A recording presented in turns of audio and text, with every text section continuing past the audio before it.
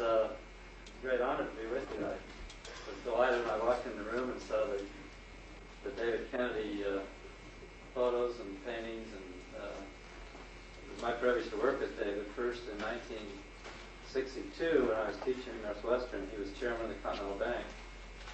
I've often claimed he was probably the best banker of the 1960s. It was only subsequent to his departure that the bank ran into its severe difficulties. And then I was at the Council of Economic Advisors in the late 60s when David served as Secretary of the Treasury, which is, in my mind at least, the most prestigious position, and certainly in the finance or economics field in Washington. And then in 1972, when he became ambassador of NATO, it was my privilege to go with him as his minister counselor and served with him a year in Brussels. So he's a person Maureen and I have known for many years. Well, what I'd like to do this morning is simply, and hopefully very quickly, try to summarize for you the three things that I think are the most important challenges facing the U.S. economy. This is the distillation of the 69 to 88 time frame when in the system, and then suggest what I think is the solution to those three challenges, and then perhaps make some comments on how we might facilitate that solution. It's very fortuitous that all three challenges have exactly the same solution. Normally in a complex public policy issue, you have a diversity of problems, you have a diversity of solutions. You don't get that match. But I think we're in a fortunate position in this situation. Well, challenge number one is that we've had a very significant slowdown in economic growth. If you go back into the 1950s, the real output of goods and services expanded about 38%. During the 1960s, that growth was more rapid, 45%. During the 1970s, we began to run into some very difficult situations. We had an oil embargo, explosion of oil prices, 73, 74. We had a worldwide drought that doubled the price of food, 74. We had international elections which converged in the domestic economies. We had a worldwide inflation that we've not seen for many decades.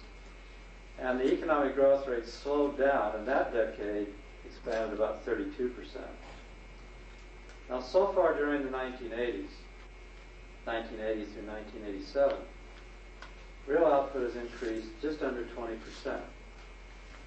Now, if we're able to avoid a near-term economic recession, which happens to be my personal expectation, we will complete the decade of the 1980s with about 26 or 27% growth, making it by far the slowest decade of growth of any post-war period. Now, the reason that that is so significant is that almost all of your public policies are based on the concept of what the political scientists would call distribution. You take the economic growth and distribute it to the various claims of society. And now every claim gets the same share, but nevertheless everyone expects to get something more. And so there is an atmosphere of rising expectations, a feeling of well-being, a feeling of accomplishment, a distribution environment. When that economic growth rate slows down, as it has, then you shift to a new environment which the political scientists would call redistribution. By that we mean if you want to give something to a claim, you have to take it away from someone else. Increase taxes, reduce government spending, or some other mechanism. That's what's created such an ugly, such a partisan, such a confrontational environment in Washington. Because we're no longer simply able to take the growth that we experienced during the 50s and 60s and early 70s and distribute it to the various claims of society. Well, that's the first challenge. The second challenge is that we live in an integrated world economy. Now, I know that's a platitude that everybody uses in every class and every but it's true. And it's really quite a unique and a relatively new development in the U.S. experience. I wrote a monograph about 3 years ago for the 100-year anniversary of the Daimler-Benz Corporation. And in that I spelled out my arguments, at least, why we will move toward an integrated world economy. And let me simply tick those off for you.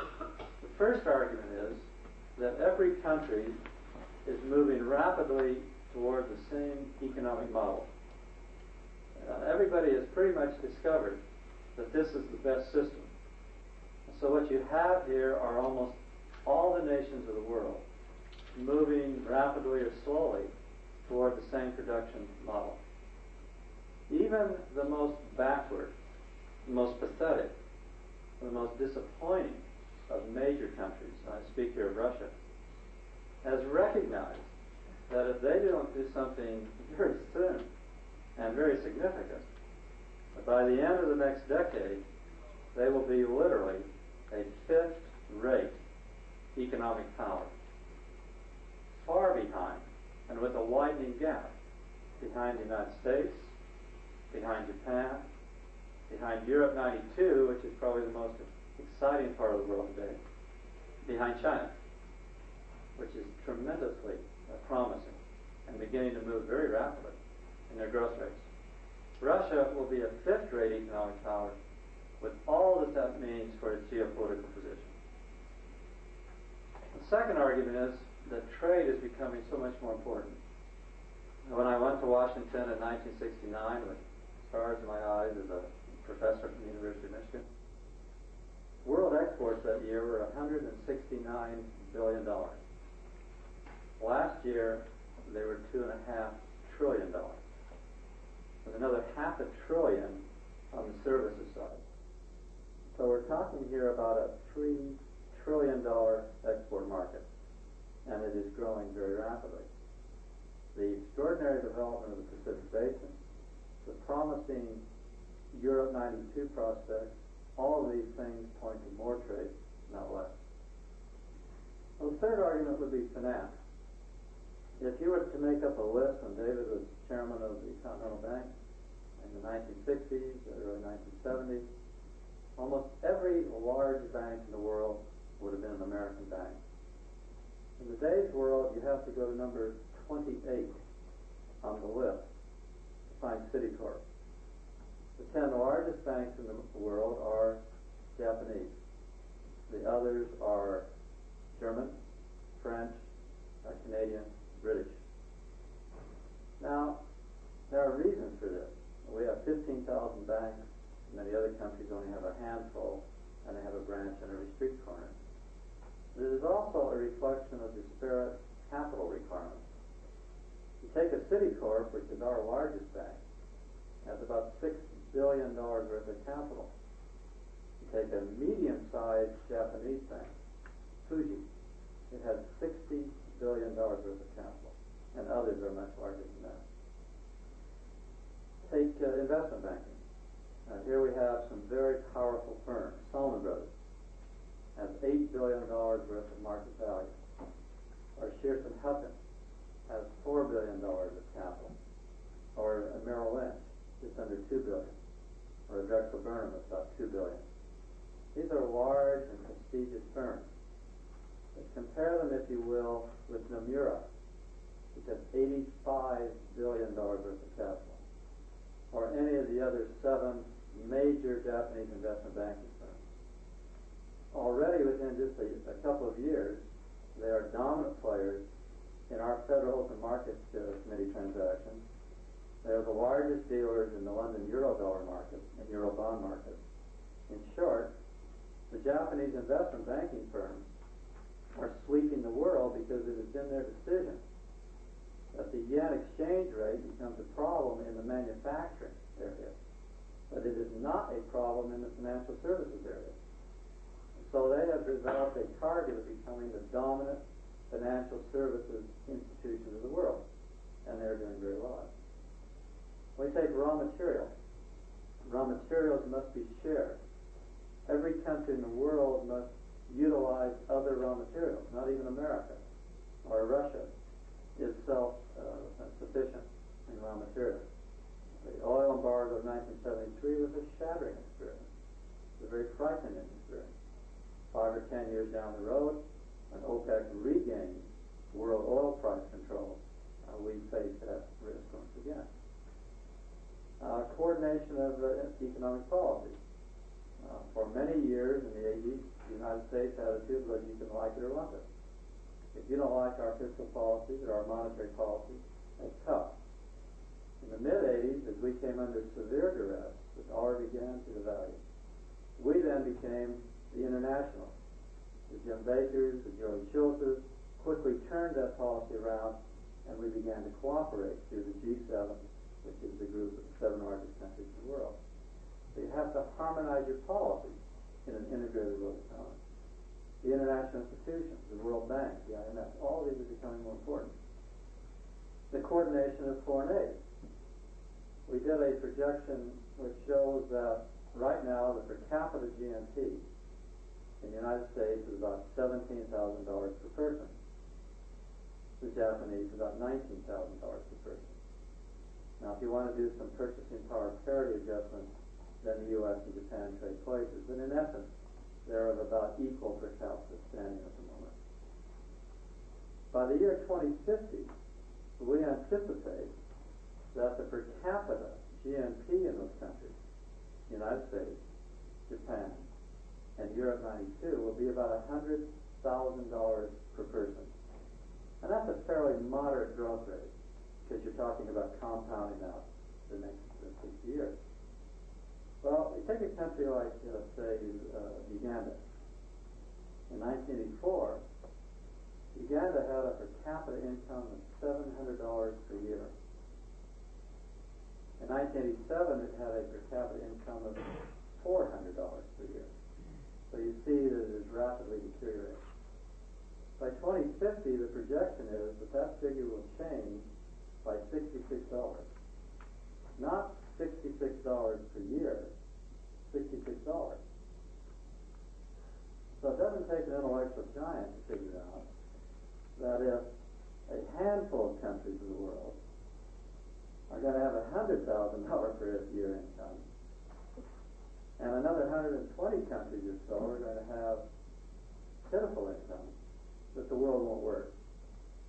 And somehow we have got to get the system on track in which those income gaps, both between nations and within nations, begin to close. Otherwise, the kind of social and political harmony that we prefer and which is in our interest just won't occur.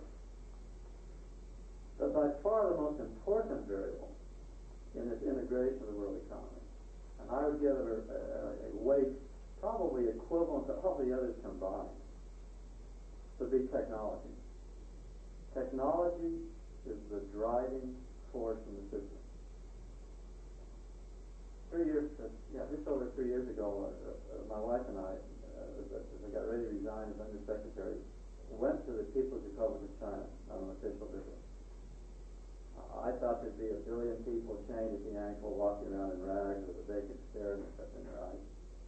To the contrary, this was the experience of a lifetime. Tremendously exciting. Everything that happened there was interesting, new, exciting. Even the illness that I picked up from the wind or whatever it was.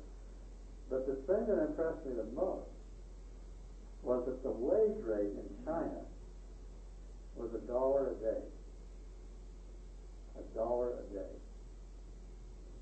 My wife and I went to Dalian, what we would call Port Arthur, and watched them build ocean-going cargo liners using the most advanced technology in the world. They readily admitted, because I find the Chinese extremely open and forthright. The Russians always lie to me when I ask them a question. But the Chinese are very forthcoming, and if they don't like the question, they won't answer it. Or at least they don't like it. They readily admitted that it took them 13,000 shipyard workers to build those ships, and that the Japanese could do it with 6,000. But the point is, they got a lot of hands. labor force is not the Chinese problem. There are 91 electronics plants in Canton, across from where Santa was a missionary. Just walked in and seen my wife there in the late 70s. I spoke with Walt Rothschild, probably the world's greatest economic historian, greatest economic development professor at the University of Texas. He believes that Canton will soon become one of the great industrial centers of the world. Not of China, of the world. Well, then you go 400 miles across the bay to Korea, where my oldest son Randall was a missionary in the mid-70s. And here the Hyundai automobile plant workers work for $2.31 an hour, using the most advanced steel mill in the world, the Pohang steel mill, 10 million ton capacity. Then you go to Japan, where before the yen-dollar exchange adjustment of these things, the average industrial wage rate was $9 to $11 an hour, with 25% higher productivity than the U.S. compatriots. And then you come to the United States, come to Detroit, come to Windsor, and what do you find? Full cost per hour in a steel and an auto plant, $20 to $25 an hour. But even more egregious are executive salaries. At dinner the other night with the chairman of Fuji Industries, his salary, and some of his small subsidiaries were Subaru and major electronics firms that we're all familiar with. This man's salary was $100,000 per year. Most of my MBA students at Georgetown have expectations of making that as they go to work as merger and acquisition specialists in New York City. We're living a dream in which technology is perfectly portable. And if the wage rate in one country is $1 a day, and it's $25 an hour in another country, it isn't going to work. Okay, that's the second problem. What we've got to do as a country is get ready to compete in an intensely competitive and integrated world economy. And psychologically, that's excruciating for the Americans. Because we have this nostalgic memory of 1950. Ozzie and Harriet was the family. Beaver came home every afternoon after school to spend the afternoon with his mother. She always had cookies and milk on the table for him. We produced 80% of the world's automobiles, 48% of the world's steel. Our currency was the singular currency of the world. There was no other currency. And so when you see the trade deficit go from $36 billion a year in 1982 to $166 billion in 1987, 5 years. When you see the current account deficit go from a $6 billion surplus at the beginning of the decade to a $160 billion deficit in 1987. And of course, as you know from your excruciating international finance classes, the mirror image of that current account deficit must be a capital inflow. In 4 years, the United States swung from the world's largest creditor to being the world's largest debtor. We're now the equivalent of Brazil, Mexico, and Argentina combined in debt. And by the early part of the next decade, we will equal the rest of the world combined. All the developing countries of the world combined, the debt that they have in an international context. And that's the current account flow. How did that happen? Well, since the Americans have this mystique that we're twice as smart as anyone else, that we're the nicest people in the world, and that we're the hardest working people in the world, all they can figure out is someone must be cheating. And then when some demagogic politician wanders into their meeting room and says, yes, the other countries are cheating, there's a natural reaction among the Americans who have not quite caught on to what happened out there. That technology expanded, that other people had rising expectations, and that the other people of the world are working very, very hard, and they have the technology to produce. Well, finally, the third challenge. Third challenge is perhaps the most interesting one. And this is the unique, unprecedented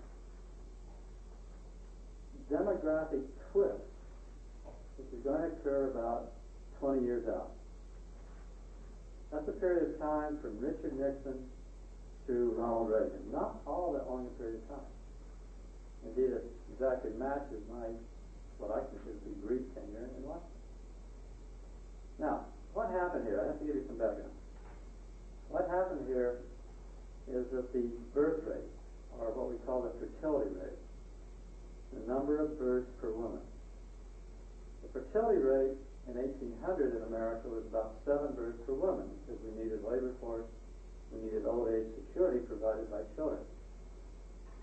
In 1900, that fertility rate was about 4, just under 4. During the 1930s, that fertility rate plummeted because for most people in the world, and unfortunately, birth rates are a function of economics. When the net present value of a child exceeds the net present cost, you have large families. You continue to do that in Tanzania, Kenya, where the fertility rate is still about 7 births per woman. But in most societies, excluding our own, fortunately, in most societies, birth rates are a function of economics. And so during the 1930s, that fertility rate plummeted. And my generation was not born. Only about 2.3 births per woman during the 1930s. Well, then the 10 million soldiers came home from the war, and those who were not shot up had visions of immortality and wanted to have children. And so we had in our country an unprecedented event, which we now refer to as the baby boom. In 1957, that fertility rate was back up to 3.8 births per woman. The population is growing about 2% a year. Those baby boomers born from 1946 until about 1964 total 80 million people. 1/3 of the entire American population is made up in that baby boom generation. And so whatever age the baby boomers are, that's society. In the 1950s, we had an Ozzie and Harriet Beaver kind of atmosphere. In the 1960s, they were teenagers, and we had sort of an agitated, rebellious, concerned, confused kind of environment. And in the 1980s, we have a 30-something environment, because now the average age of the population is 32. The oldest of them have just turned 40, with considerable fanfare last summer. And the youngest are about 24, 25. Now, that's interesting, and probably could be absorbed within the system. But something else happened. I remember in 1972, the head of the Bureau of the Census, which I had ages over, Bureau of Economic Analysis, Bureau of the Census, Danny Levine walked in and said, "You know what? We're below replacement." Now, if you remember the intellectual parts of high school biology, it takes 2.1 births per woman to replace the population. In 1972, we slipped below that figure and have been well below that figure ever since. In fact, we're not even close. The fertility rate now is about 1.85 births per woman. In Germany, it's 1.2. In fact, if they didn't have guest workers there, they could close down pediatrics. They are not having children. And the German population is literally, in an absolute sense, declining. Not decelerating, declining. Same thing in Scandinavia. The Danes, 1.2. The Italians, 1.5. The Japanese, 1.7. The North Americans, the Brits, the French, 1.8. The White Russians, 1.8. The Chinese, 2.1. That's a national policy. The world, 3.7. India, 4.7. Mexico, 4.7. That's, of course, the Mexican problem. Now, what I'm describing here, then, is the juxtaposition for the first time in our history, and it's true of every other industrial country, of a larger generation followed by a smaller generation. So that about 20 years from now, that baby boom generation will begin to retire. Right now, it's providing the base of the good economy we've had throughout the 80s, stable. 2.5% growth rate, stable. But about 20 years from now, the prime labor force will have to be made up from the baby bust generation. That will be the most unique and in many ways the most challenging transition that I think our country faces. Okay, well, in summary then, what's the story? I think you've got three major challenges. You've got to juice up the economic growth rate, about 0.5 point, 0.75 point, so we grow about 3 to 3.5% per year, rather than the 2.6% growth of the last 2 decades, 68 to 87, or the 2.7% growth of the 80s, or the 3.2% growth of the last 3 years. In order to bring everybody into the system, in order to have rising expectations, a shared participation, we have to grow about 0.5 point more rapidly. Remember, this is a $5 to $6 trillion GNP, so 0.5 point of growth is a tremendous increment to the overall performance. We've got to prepare to compete in an international economy. And we've got to prepare for about 20 years out, when the labor force will be flat or declining, except for what immigration has done. Now, what's the solution to this? The only solution I can think of is productivity.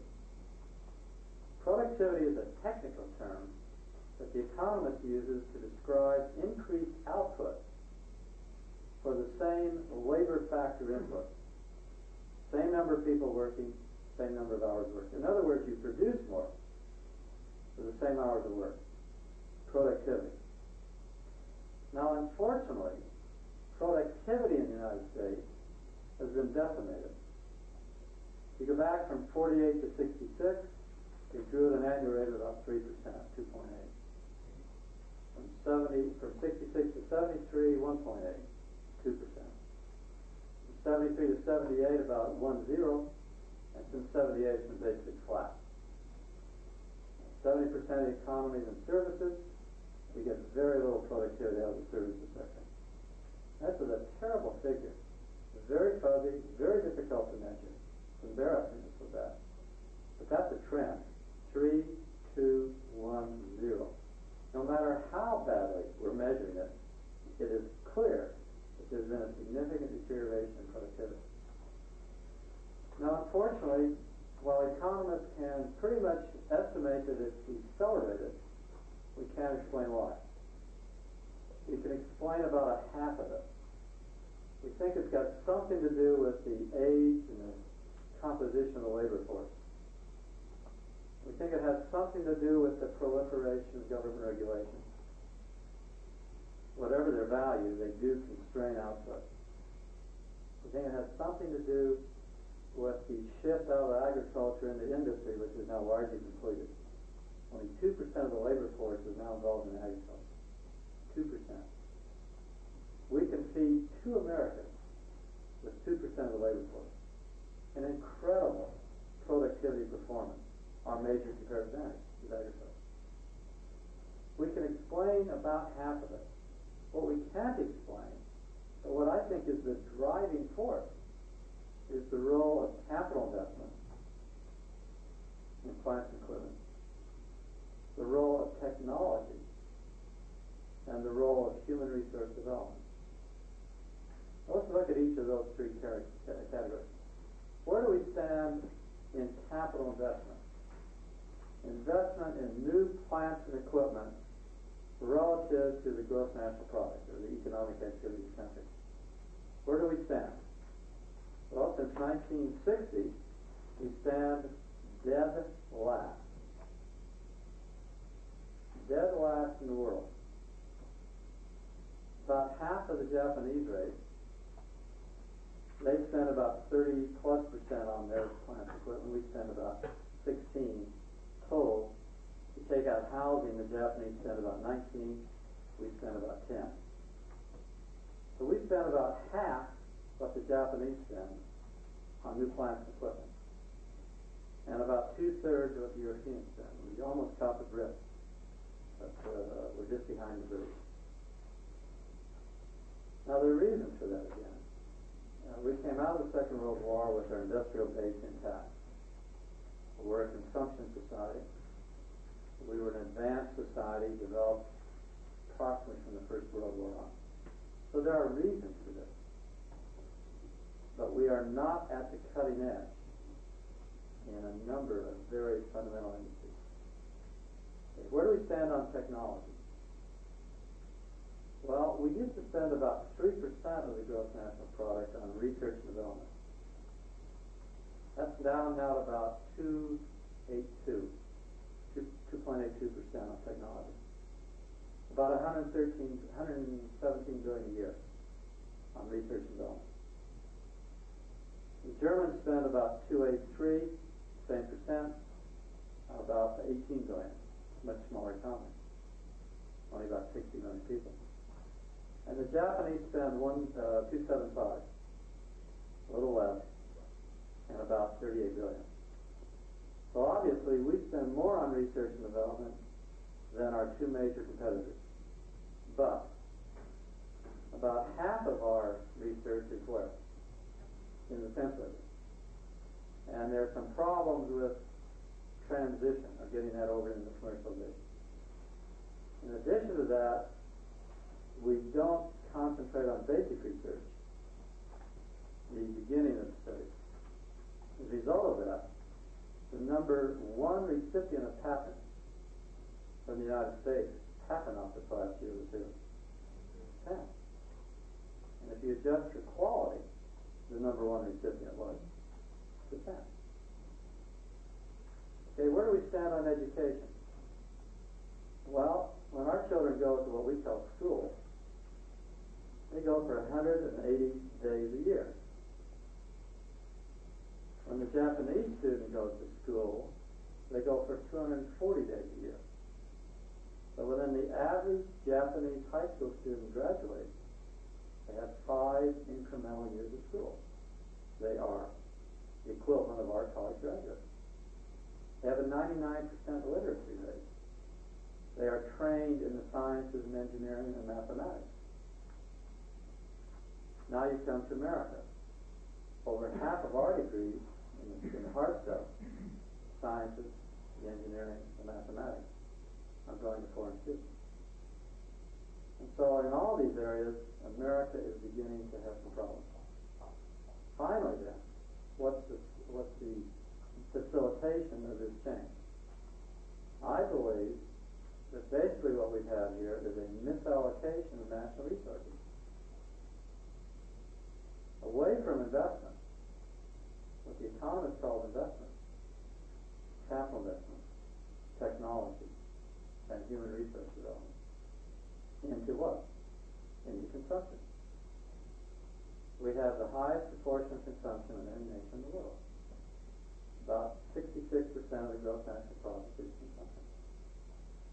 And more to the point, the federal budget is about 89% consumption. And so the $200 billion deficit that we've been running for the last 5 or 6 years, the $1 trillion of debt in the last 5 years, has been used to finance what? Was it used to finance new infrastructure? Was it used to finance new plants and equipment? Was it used to finance technology? Or was it used to finance human research development? No. It was used to finance consumption. Now, in conclusion, this transition is well underway in economics. If you look at the gross national product in 1988, you will see what America will look like in the 1990s. The personal consumption is rapidly decelerating. It's down to about a 2% growth per year. And over half of our current growth is coming from exports. The America of the 1990s is going to have to produce more, sell abroad, to pay for the consumption of the 1980s. Now, the economics of that are understandable. they can be handled relatively easily to the marketplace is the best way to do it, and are already well underway. But the political transition is going to be a bloodbath. It's probably going to be the most excruciating transition since perhaps the Civil War. Because sometime in the 1990s, somebody is going to have to go out and explain to the American people, you're going to have to take a hit. You're going to have to accept lower domestic consumption in order to compete and in order to pay for earlier consumption. Okay, let me stop with that and answer whatever question or comment or whatever is meant.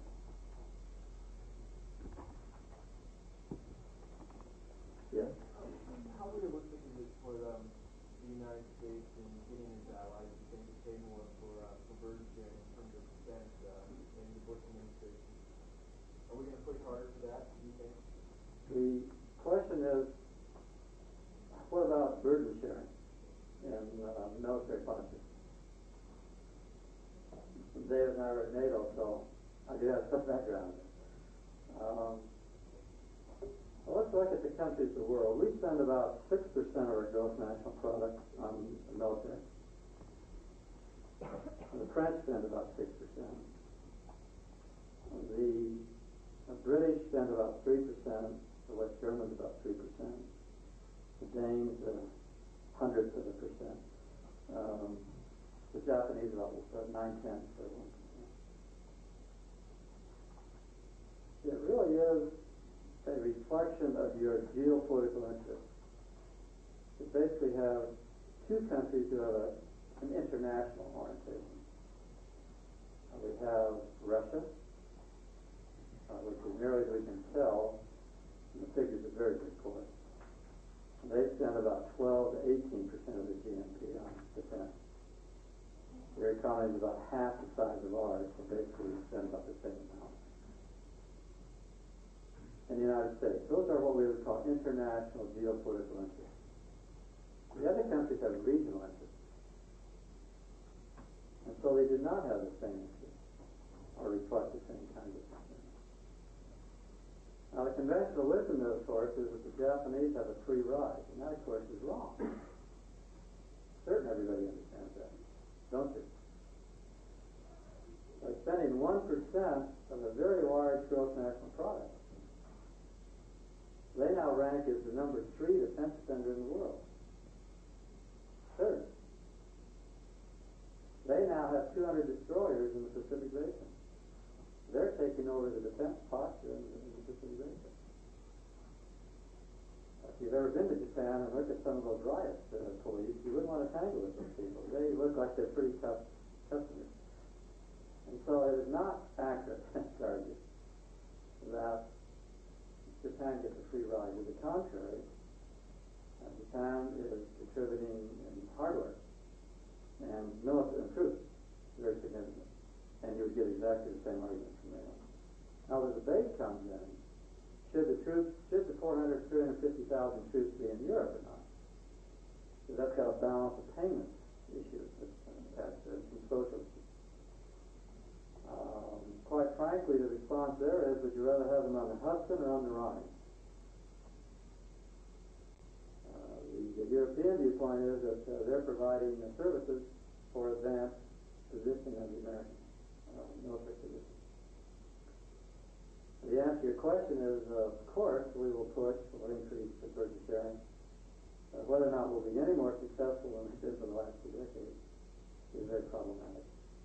But it is not correct to argue that the Japanese are living off of everybody else. That is incorrect. They are now the number 3 military spender in the world. And as an add-on, I attended a meeting at Vapion one time in Singapore, and the Australian Prime Minister, Malcolm Fraser, was arguing about we should be rearming the Japanese and getting them ready. And I can assure you the Philippines, Malaysia, Singapore, Thais, who were attending that meeting were not quite as excited about that as perhaps the Australian was. Yes, yeah, given the huge overhanging debt, personal, corporate, national debt, is there any chance that the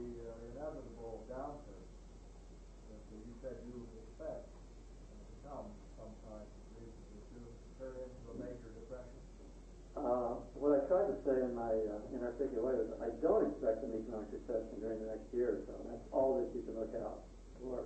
That's what policy gets for you. And right now, policy is basically neutral. Fiscal policy is neutral. Monetary policy is neutral. And I consider this is not campaign fluff, because the campaign's over.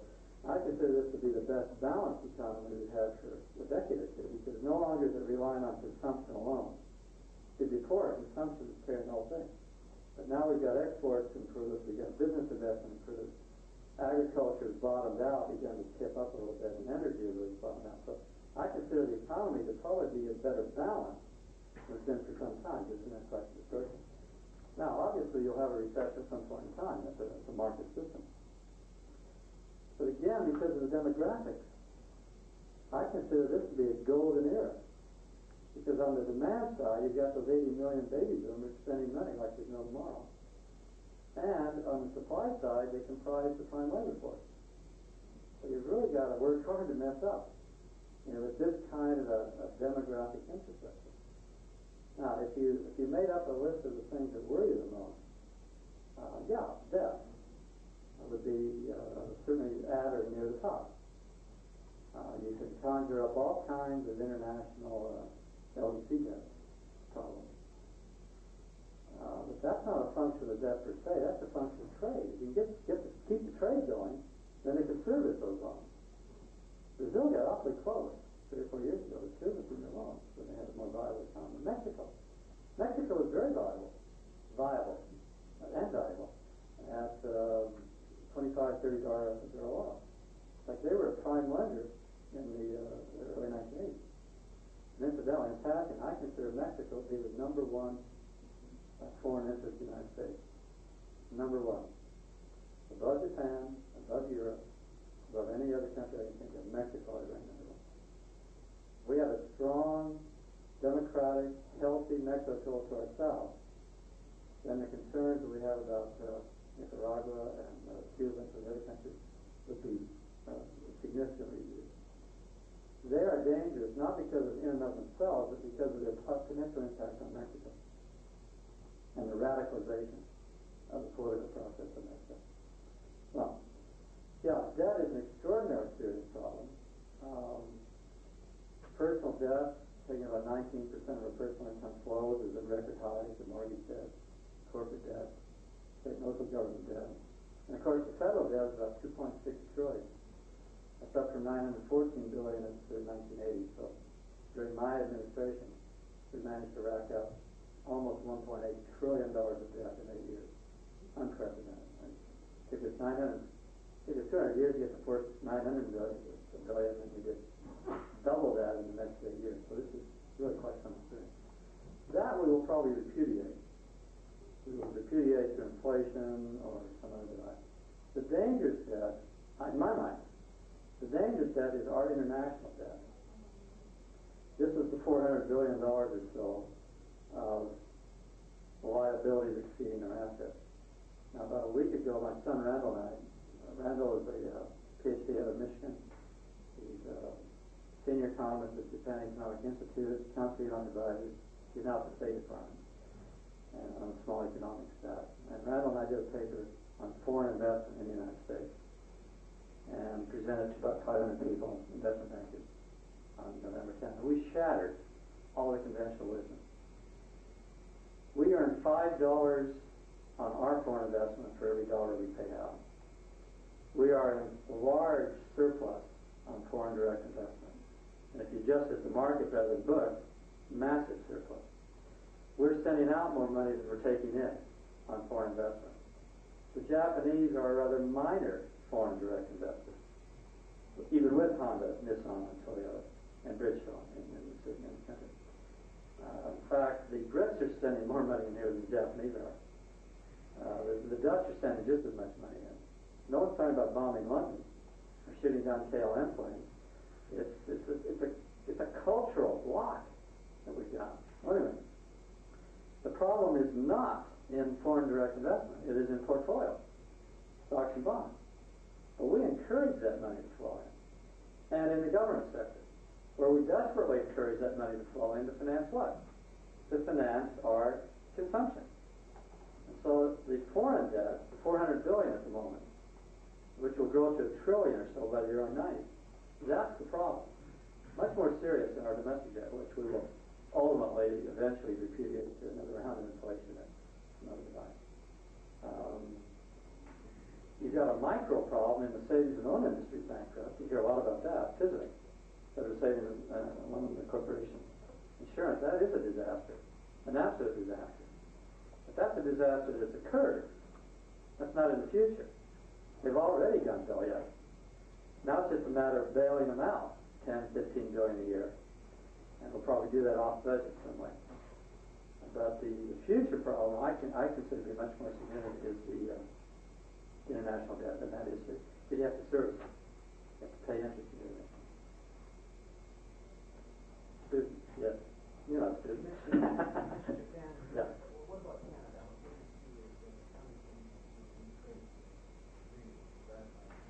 Well, it'll be create some benefits for us. It'll create major benefits for Canada. It's good, I think. Canadians went through this turnaround, a very smarmy campaign. I am a director of was in Canada at Paramount. And to listen to their radio ads made our campaign look mild and modest. And our campaign was mild and modest, I mean, by historical standards. That was a very normal kind of campaign. But the Canadian thing, they got over their cultural sovereignty hang-up, and will probably now move ahead with the free trade agreement. That will make modest improvements in our GNP. It'll make rather significant improvements in the Canadian GNP because it's a ratio of 10 to 1.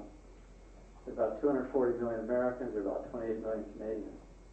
So you simply take any figure and you multiply it by 10, and that's the impact on Canada. I think and then the next step, the glorious step, would be to bring Mexico into that. You see, if you could bring Mexico into it and shift the technology to Mexico with an open market to trade in, then the Mexicans could stay home. They wouldn't have to move north. But as it is, with a birth rate of 4.7 and a GNP growth rate of 2.4 in real terms, you know, so those numbers don't match. There's no way that Mexico can work because their population is growing more rapidly than their economic growth. They got 80 million people with their bags packed, with nowhere to go other than across the river. And so if we could move the technology down there and produce the goods and ship them north and west and east and south, that would be a glorious development. And it reminds me of that wonderful statement of Elder Kimball when he said, "I see a day in which the trains for the church will be spread throughout South America and through Mexico and through North America."